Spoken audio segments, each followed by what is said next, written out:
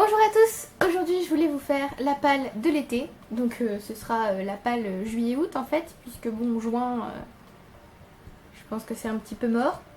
Plus qu'une palle de l'été, c'est plus la palle de ces livres qui m'ont donné très envie pendant 2 mois, mais que je n'ai pas pu lire. Voilà, donc tous les livres à côté desquels je passais et qui étaient là. Coucou, tu ne peux pas me lire, va réviser, allez.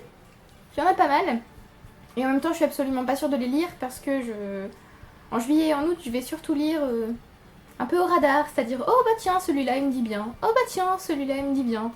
Celui-là je vais le commencer, mais en fait je vais pas le finir parce qu'il m'intéresse pas. C'est ce qui m'arrive actuellement puisque je suis un petit peu dans une panne de lecture, ce qui m'embête un peu vu que maintenant que j'ai du temps pour lire, je n'y arrive pas.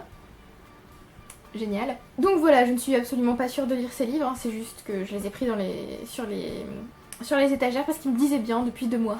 Après, il y en a beaucoup d'autres qui me disent bien mais que je n'ai pas, donc je vais un petit peu me calmer. J'ai fait 3 piles, la non-fiction, les classiques historiques, en gros fiction réaliste, tout ça, et les littératures de l'imaginaire. Je vais commencer par la non-fiction je pense. Parce que oui, pendant ces 2 mois là, je sais pas pourquoi j'ai eu hyper envie de lire des livres de non-fiction. Et en même temps, j'avais pas envie en fait que mon cerveau soit mis à contribution par la lecture de non-fiction. Donc voilà, maintenant mon cerveau est disponible, donc je peux à nouveau lire de la non-fiction, c'est génial. Alors je les ai un petit peu pris au hasard, donc il y en a que j'ai plus envie de lire que d'autres, mais bon. Il y a Mange Prix M d'Elizabeth Gilbert, j'ai entendu du bien et du mal sur ce livre. Je sais que c'est son autobiographie, il me semble, elle a divorcé et donc elle part en voyage en Italie, en Inde et je ne sais plus où, en Indonésie, voilà. Et donc voilà, c'est l'histoire de ses voyages. Alors, apparemment, Elizabeth Gilbert est quelqu'un que soit on adore, soit on déteste. Je veux dire en tant qu'autrice, pas en tant que personnalité, tout ça, mais en tant qu'autrice, que style, que histoire. Donc je verrai bien, mais celui-là me tente depuis vraiment longtemps. Je l'ai en français, donc j'hésite à le racheter en VO pour le lire, mais je me dis, ne fais pas ça. D'abord, lis-le, vois si ça te plaît ou pas. Parce que ce serait quand même dommage que je donne ce livre sans avoir tenté en français, que je le rachète en VO et que je n'aime pas. Ça m'embêterait beaucoup. Voilà. Ensuite on a Mermaids, The Myths, Legends and Lore de Sky Alexander qui n'a pas été traduit en français il me semble, donc désolée. Voilà, c'est tout un livre sur la mythologie des sirènes, des espèces d'anecdotes, tout ça, donc ça m'intéresse bien. Puis je l'avais gardé exprès pour l'été, puisque je l'ai eu à Noël, donc voilà, c'est le moment parfait pour le lire. Donc je le mets dans la non-fiction parce que personnellement ça me fait plus penser à de la non-fiction sur la mythologie qu'à une œuvre fantasy ou quelque chose comme ça. On a ensuite A Brief History of Time from Big Bang to Black Holes de Stephen Hawking. Une brève histoire du temps. J'ai ce livre depuis maintenant 1 an, peut-être même 2. 1 an je pense sûr. Donc il faudrait peut-être que je le lise un jour, puisque j'adore l'astronomie, tout ça, et j'ai vachement envie de m'intéresser à de la non-fiction sur l'astronomie, sur l'astrophysique, tout ça. Donc voilà, je n'ai pas grand-chose d'autre à vous dire. En fait j'ai peur de ce livre parce que j'ai peur de ne pas tout comprendre. Ça m'embêterait. Mais bon, nous verrons. J'ai une autre non-fiction sur l'astronomie qui s'appelle L'univers à portée de main de Christophe Galfard. Donc on verra. Si je n'arrive pas à lire ce livre, peut-être que je le lirai en même temps que celui-là. Peut-être que ça m'aidera, ou alors je lirai celui-là avant et celui-là après. Nous verrons, mais j'ai bien envie de lire de la non-fiction scientifique, comme Homo Deus par exemple, A Brief History of Tomorrow, donc en français c'est Homo Deus, une brève histoire de l'avenir, il me semble, de Yuval Noah Harari. J'ai adoré Sapiens, mais adoré, quand je vous dis adoré, c'était le livre, un des meilleurs livres que j'ai lu l'année dernière. Donc voilà, je me dis que Homo Deus va autant me plaire que Sapiens. Et je compte aussi commander la même édition, l'édition vintage en paperback, de 21 Lessons for the 21st Century, donc 21 leçons pour le 21e siècle. Comme ça j'aurai les 3 éditions qui se correspondront sur mes étagères. Ça ne me dérange pas d'habitude, mais là, voilà, en plus cette édition-là, vintage, est moins chère que l'édition hardback ou que l'édition en plus grand format en paperback, donc voilà. Je pense donc que je lirai ces 2 livres, donc Homo Deus peut-être en juillet et 21 leçons en août, puisqu'il sort le 29, je crois, ou le 9. Il y a un 9 dans la date de sortie. Donc là, c'est plutôt sur l'avenir. C'est pas tellement de la science-fiction, hein, c'est plus que ce qu'on est capable de faire, il me semble. Voilà, c'est plus côté science, alors que le premier tome, entre guillemets, c'était plus côté histoire. Et enfin, nous avons Les Mystères du Trône de Fer, Les mots sont du vent, de Thierry Soulard. Donc c'est une non-fiction, je considère que c'est une non-fiction, hein, une sorte d'essai sur le Trône de Fer. Je ne vous parlerai pas de la saison 8 parce que j'ai profondément détesté cette saison. Donc voilà, je n'ai pas envie de faire une critique négative de cette série que j'adore, qui était ma série préférée. Donc voilà, je ne vous parlerai pas de la saison 8, mais j'ai quand même envie de creuser la série de livres du coup, parce que la série TV du coup je la laisse un petit peu de côté. Et c'est Aurore qui m'a conseillé ce livre, qui m'en a parlé, elle m'a dit qu'il était génial, donc j'attends beaucoup de cet essai. En gros il me semble qu'on parle de prophéties, on parle aussi des noms des personnages, tout ça, enfin voilà, en gros c'est de l'analyse littéraire sur le Trône de Fer, donc j'ai envie de vous dire, j'aime beaucoup, ça m'intéresse.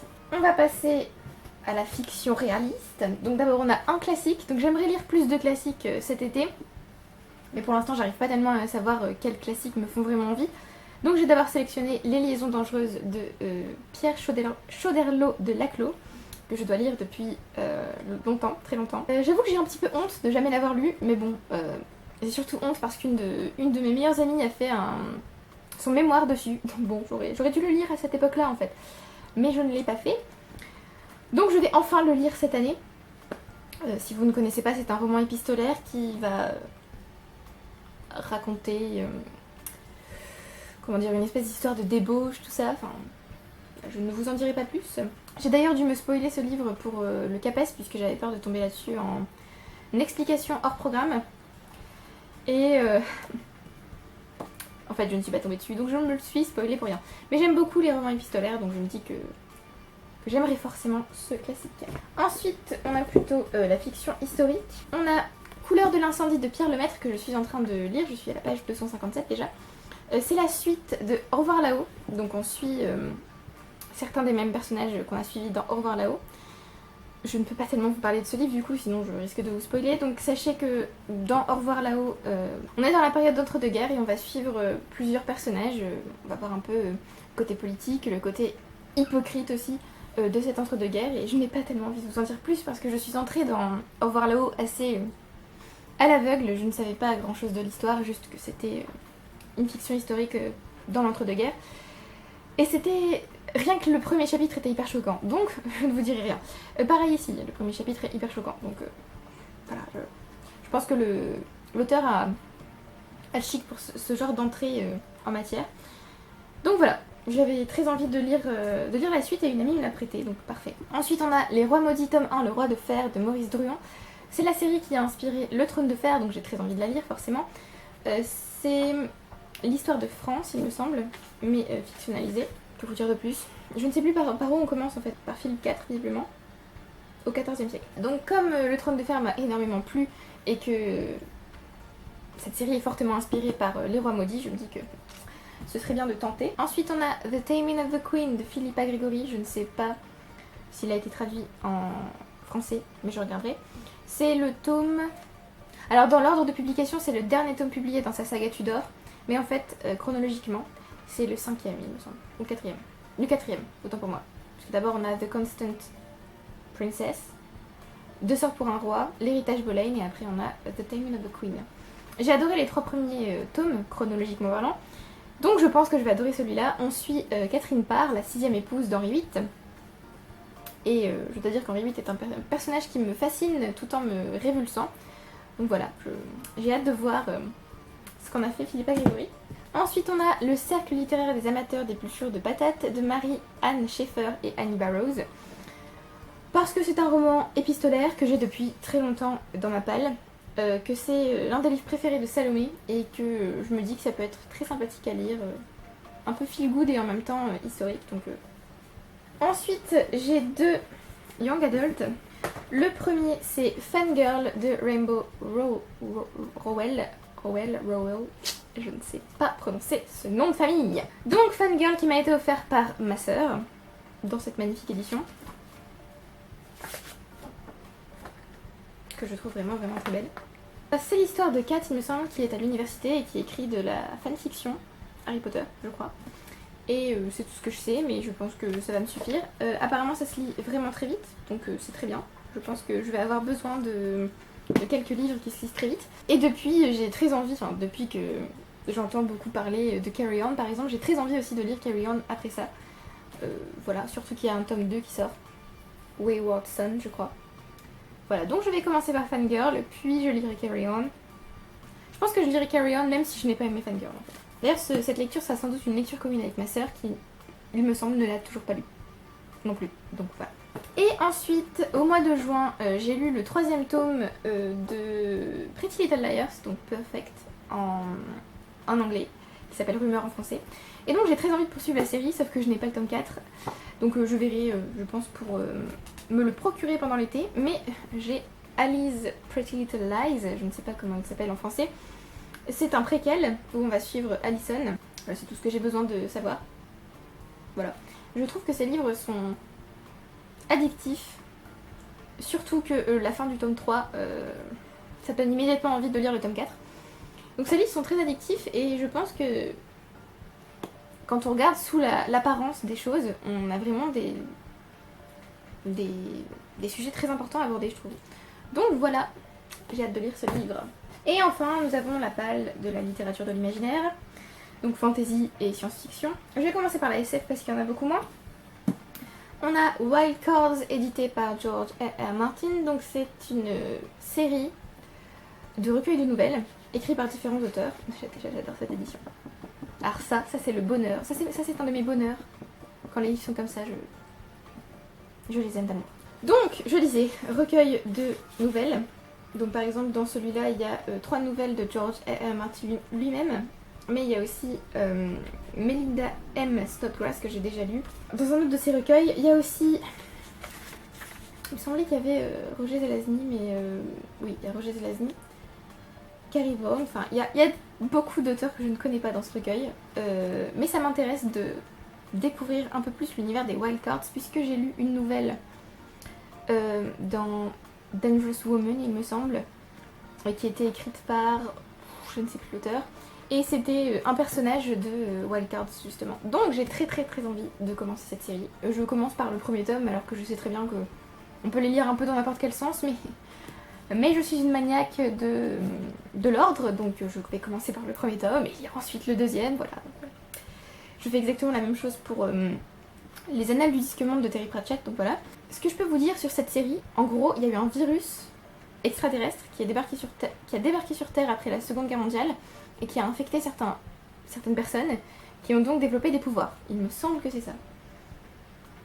Oui, c'est ça. Et donc certains se tournent vers le bien, d'autres vers le mal, donc voilà, ça m'intéresse énormément puisque ça m'a fait penser un peu à des mutants, à X-Men, tout ça, enfin voilà, donc j'aime beaucoup ce genre de livres où on a des personnages un peu super-héros, tout ça, donc d'ailleurs j'aimerais beaucoup en lire plus.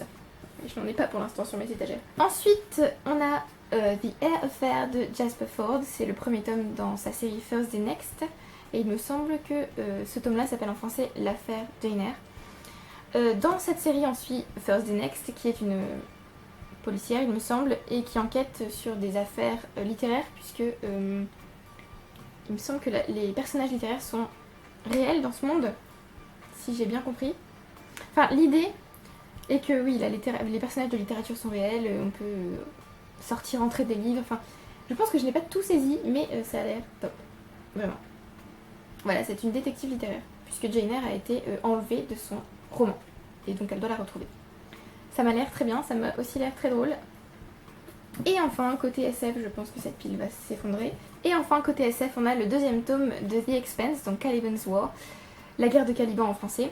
J'ai lu le premier tome et... j'ai bien aimé, mais j'ai pas été entièrement convaincue, donc j'espère que celui-là me convaincra beaucoup plus, puisque ensuite j'ai envie de regarder la série télé.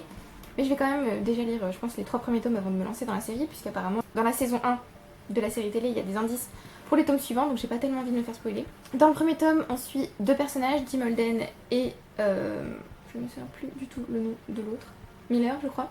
Ils ont des trajectoires différentes, on va dire, et ils vont finir par se rejoindre, puisque l'un enquête sur la disparition d'une jeune fille, et l'autre découvre un vaisseau abandonné dans l'espace. Voilà, puisque il me semble que la Terre a colonisé l'ensemble du système solaire, donc voilà, c'est vraiment de la SF, ISF on va dire. Hein. Et ensuite on passe à la fantasy fantastique. On va commencer par Stormfront de Jim Butcher, le premier tome de The Dresden Files. En français ce sont les dossiers de Dresden, tome 1, Avis de tempête. C'est de l'urban fantasy, donc c'est pas trop mon truc, l'urban fantasy. Mais j'ai lu une nouvelle tirée de cette série et j'ai adoré, c'était juste génial. Donc j'espère que la série sera à la hauteur de la nouvelle que j'ai lue. En gros, on suit Harry Dresden, qui est un détective, il me semble, ou policier, ou bref, dans ce délire-là, il mène des enquêtes sur le monde parallèle en fait. Donc il y a des vampires, des loups-garous, tout ça. Donc voilà, vampires, loups-garous, enquête, je pense que oui, je veux, donnez-moi. Ensuite, j'aimerais relire A Game of Thrones, donc le premier tome, au moins le premier tome de A Song of Ice and Fire, donc la première intégrale du Trône de Fer de George R. R. Martin. J'ai commencé en mai. Mais non. Après la fin de la série télé, je me suis dit qu'il fallait que je me replonge dans les livres, puisque comme je vous l'ai dit, cette saison 8 m'a déçue de manière astronomique, je pense. Donc voilà, j'avais envie de retrouver les personnages que j'aimais, et j'ai décidé de me lancer dans la relecture, mais je n'ai pas tellement eu le temps ces derniers temps. Et j'aimerais bien lire d'abord l'essai sur le Trône de Fer avant de relire la série, histoire d'avoir un nouvel angle. Voilà, je pense que je n'ai même pas besoin de présenter cette série, hein, c'est de la high fantasy. Médiévale et c'est trop bien. Voilà, donc si vous ne l'avez pas lu, c'est le moment. Ensuite, j'aimerais relire le 4e tome d'Harry Potter, La Coupe de Feu, donc The Goblet of Fire, puisque c'est un de mes tomes préférés, mais que je ne pouvais pas l'emmener avec moi pour les oraux, parce que la taille, voilà, j'avais pas énormément de place dans la valise. J'ai pas grand chose d'autre à vous dire, je pense que c'est le livre qui pourrait me permettre de sortir de ma panne de lecture, donc peut-être que je le sortirai plus tôt que prévu. Ensuite, on a le tome 3 de Gardien des Cités Perdues, Le Grand Brasier en français, donc Everblaze en anglais. J'ai décidé de poursuivre la série en anglais parce que les tomes sont moins chers qu'en français, tout simplement. Dans le tome 1, on suit Sophie Foster qui se rend compte qu'elle n'est pas une humaine comme les autres et qui va voilà, découvrir un monde magique, je ne vous en dirai pas plus. Le tome 2 avait une vraie clôture, il me semble. Donc j'étais pas dans un énorme rush pour lire le tome 3. Et d'ailleurs, je pense que je me suis spoilé ce tome 3, mais enfin bon, c'est pas grave. Mais j'ai très envie de poursuivre cette série. J'avais l'ambition de la finir cette année, donc ça veut dire qu'il faut au moins que je lise un tome cet été. Peut-être même que je lirai le tome 4 qui s'appelle Never See. Nous verrons. Mais voilà. Donc j'ai un peu moins aimé le tome 2 par rapport au tome 1, donc j'espère que ce tome 3 va relever le niveau entre guillemets. Ensuite on a The Name of the Wind de Patrick Rothfuss, le premier tome dans sa King Killer Chronicles, donc les chroniques du tueur de roi tome 1, Le nom du vent. J'ai entendu énormément bien de ce livre, je devais le lire en lecture commune en mai, mais donc je n'ai pas pu. Donc je pense que je le lirai cet été. J'ai hâte et en même temps j'ai peur parce que je pense que j'ai placé tellement d'attentes dans ce livre que s'il ne me plaît pas, ça va être une... Voilà, je vais être très très déçue. Puisqu'on parle aussi beaucoup de cette série comme d'un remplacement du Trône de Fer, donc ce serait une espèce de lecture pour attendre le tome 6 en fait du Trône de Fer. Mais bon, je pense que ce sont des livres assez différents. Ici on a une académie magique il me semble. Enfin, Beauvais va raconter son histoire à quelqu'un il me semble. Nous verrons, je place de grands espoirs dans ce livre. Et enfin, le dernier livre de cette palle, c'est A Court of Thorns and Roses de Sarah J. Maas, donc un palais d'épines et de roses, il me semble. J'ai le tome 2 qui se trouve... J'ai le tome 2 ici. Là voilà, A Court of Mist and Fury. Et le tome 3 va arriver, puisque Jen va me l'envoyer. Donc j'aurai toute la trilogie, donc je pourrai la lire dos à dos. J'ai peur de ne pas aimer ce tome, puisqu'il y a énormément de gens qui ne l'ont pas apprécié, qui ont beaucoup plus aimé le tome 2. Et le tome 3 était un peu... Oui bon, un tome 3 quoi. Ok. Donc j'ai un petit peu peur, mais en même temps j'ai très envie de découvrir cette série. Apparemment, ce livre est un peu une réécriture de La Belle et la Bête, mais un peu seulement. Et nous entrons dans le royaume des fées, il me semble. Les personnages s'appellent Fer et Tamlin, visiblement. Voilà, donc je n'en sais pas beaucoup plus, à part qu'il y a une romance là-dedans, il me semble. Et qu'il y a aussi des scènes sexuelles un petit peu... Je sais pas, il y a des gens qui ne les ont pas du tout appréciées, donc je verrai. Mais on va dire que j'ai pas d'énormes attentes, donc voilà. Je peux être très surprise par ce livre, comme je peux me dire, oui, bah, je m'y attendais. Voilà, donc c'est tout pour cette palle. Comme je vous l'ai dit, je peux ne lire aucun de ces livres, ça m'étonnerait quand même. Je peux ne lire aucun de ces livres comme je peux tous les lire, en lire d'autres. Je pense que je lirai plus que ça seulement, même s'il n'y a que 2 mois parce que j'ai besoin de lire. Mais voilà, il est très possible que je lise beaucoup d'autres livres. Donc c'est une palle potentielle, on va dire. Ce sont les livres qui m'ont le plus appelé pendant ces 2 mois. Voilà, donc dites-moi si vous avez lu ces livres. Dites-moi si vous les avez aimés. Si vous pensez que je vais les aimer. Dites-moi ce que vous avez prévu de lire en juillet-août. Merci beaucoup d'avoir regardé la vidéo jusqu'au bout. Merci à ceux qui aiment, qui commentent et qui s'abonnent. Je compte vous faire le Media Book Freakout Tag comme les 2 années précédentes puisque j'adore cette vidéo. Cette vidéo fêtera les 2 ans de la chaîne, donc ma toute première vidéo c'était il me semble le 2 juillet et c'était The Media Book Freakout Tag.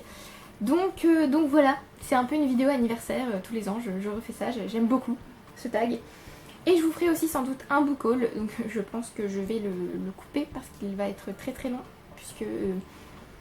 je suis un peu devenue folle pendant les écrits de l'agrégation, les écrits du CAPES, pendant les oraux de l'agrégation et les oraux du CAPES, j'ai accumulé les livres. Donc voilà, donc vous me direz si vous voulez que je vous parle de tous ces livres d'un coup ou si vous préférez 2 parties de book haul ou 3 parties, parce que je pense qu'il doit y avoir 70 livres.